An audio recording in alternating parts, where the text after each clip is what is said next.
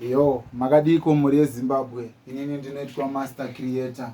Ndoda kutendawo weBusstop TV vapa kuti ndisvike ndinge ndiri panapa pana Akoma Simplex. Ndoda ngotendawo nekundibatsira kwavanondiitawo ndichirowo mumanzi ndiri munhu aigarawo murodhi sina chandinacho.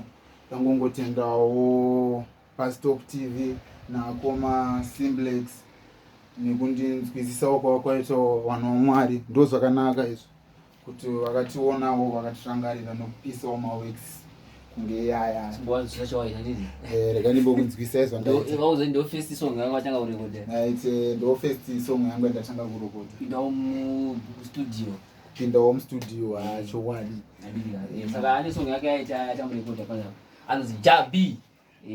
Toda kutenda Busstop TV nezvomaita maradzaruro uyaone mukomana kuti aiwa ngombaziwe uchi kutambore kondawo sinzi taona kuti amuna nechipa waya kwatira chiti tinoimba so auziwa ma freestyle ake mkati rega ndimboenda ku studio tobva masvika ona ipana pa Simplex Music. Saka tine song yatatanga kuti kurekodawo ndo first song yake ndo first time yakupinda chi mu studio. Saka imbonzwa iwochi isong yake vachada kubatsirawo chaso ma details kuti mombata wose kana mongobata Busstop TV mukoma lake mombatsira mukoma naye.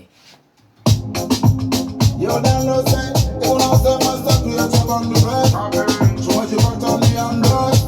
Akoma Simplex. Glory, I need a savior when they believe it. But you never go home. On the guest the nika. So they go see kunda nesta tozo say. Glory, I need a savior when they believe it. But you never go home. Ndo kese zenyika, tuda kuzikunda nesta tozose. Asi, yosiva, isi food, munotida. Kunyangwe zawo mochiti batira. Asi mwe yamtweni munotikandira. Kusoki mangwe bagana kumisa. Yata senari nuije vinotisa.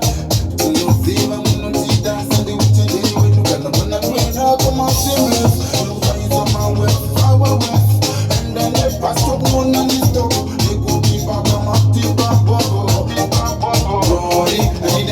Yeah, when you believe it, I need a bag of woman. On the best is the nika, no that could see come and it's not also say. Glory, I need a savior. When you believe it, I need a bag of woman. On the best is the nika, no that could see come and it's not also say. Fuso mwacha zapera. Saka ndo song yaita mkomana. Utipa makomentari say vada kubatsira mkomana. Takuza mobata Busstop TV mkomana laki ndo mnobata wana kubetsira mkomana.